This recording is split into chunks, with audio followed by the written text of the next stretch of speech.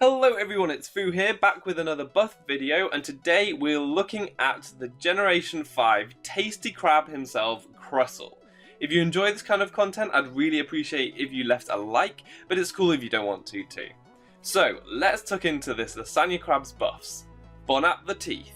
For starters, we're considering Crustle's stats prior to Generation 7 so that we can get a flavour of what it did before Sun and Moon. Its bug rock typing is surprisingly decent defensive typing with few weaknesses for a combination of two types which separately have a lot of pretty bad weaknesses.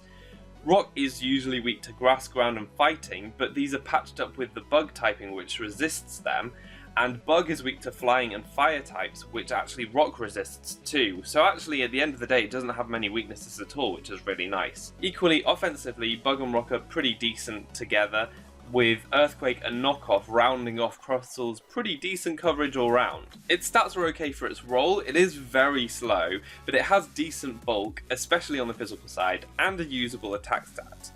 It's got two abilities that it can use. It's got weak armor and sturdy. So weak armor means if you tank a physical hit, you can get a boost to your speed at the cost of some defense, which may allow you to get an extra hit off before you go down.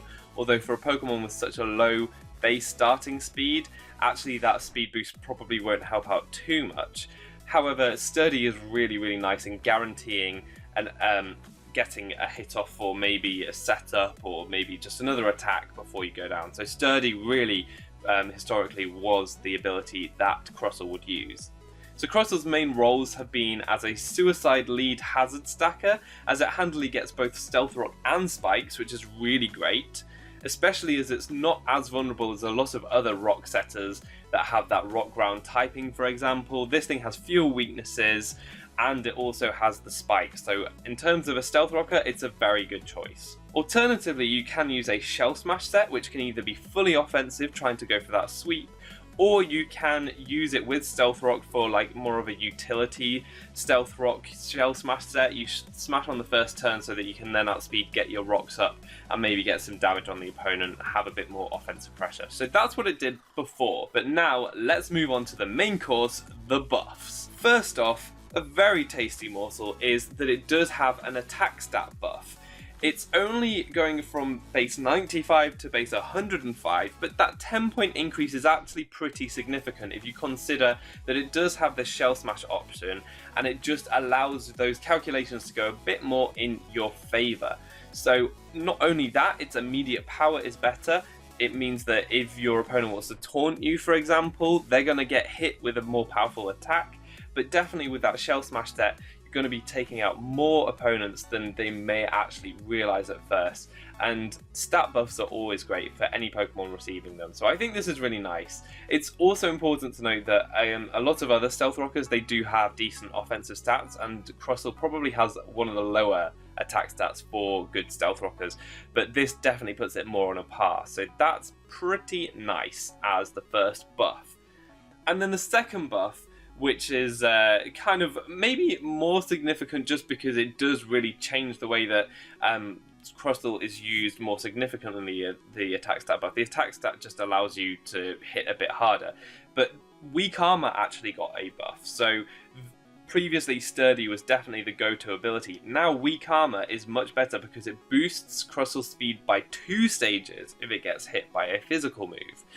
This means that even with its low base starting speed, a +2 speed Crustle can outspeed most Pokemon that don't have a choice scarf.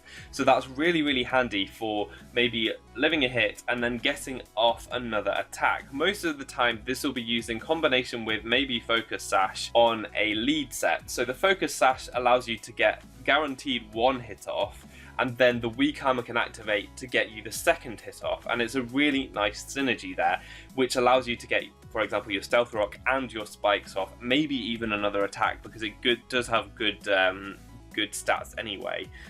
So that's really good, and especially on sets that have, for example, knockoff, you can get rid of some really annoying Eviolites or other things, and really helps it perform that utility role. But equally, it still can be a good opportunity for a shell smash. You can still run that Focus Sash weaker armor combination for a Shell Smash set, because even at +2 speed, Crustle can be outsped by Choice Scarfers, but at +4 speed, this thing is going to be very, very hard to outpace. It would definitely be more things like Priority that would have to revenge it then. So that weak armor buff isn't only helping the hazard stacking sets, but it's also potentially helping the shell smashing sets too. And that's probably the most significant change in sets. It means that you're definitely going to be seeing weak armor a lot more than it used to be brought. Sturdy is still a great option and allows you to run different items if you want to. Weak armor generally will come with the focus sash. But I do think that weak armor is definitely much better this generation and something to consider. So usually I then talk about Z moves on a lot of these buff videos. I didn't feel like I could really count it as such a buff for Crustle in this one because it doesn't give it a lot more utility. It doesn't have any good status Z moves that it would like to use, because obviously with Shell Smash that's pretty much the ultimate setup that you can get. And in terms of offensive Z moves, I guess Stone Edge is quite a nice base to go off, but that's when you're really committing to a sweep with a Shell Smash Crustle. There are better Shell Smashes out there, so I don't think that even offensive Z moves are the best use for Crustle. I think Focus Sash Weak Armor is a good item combination there, and with Sturdy, now Custap is released, that you can use that combination much better, and I do think that maybe Crustle isn't the best option for your Z move user here. So that would be my advice. But if you did want to use it on a Shell Smash set, Z Stone Edge turning into Continental Crush is very powerful. You don't miss out on the accuracy at all, and so I think it's not a bad set. It's just other things might do it better.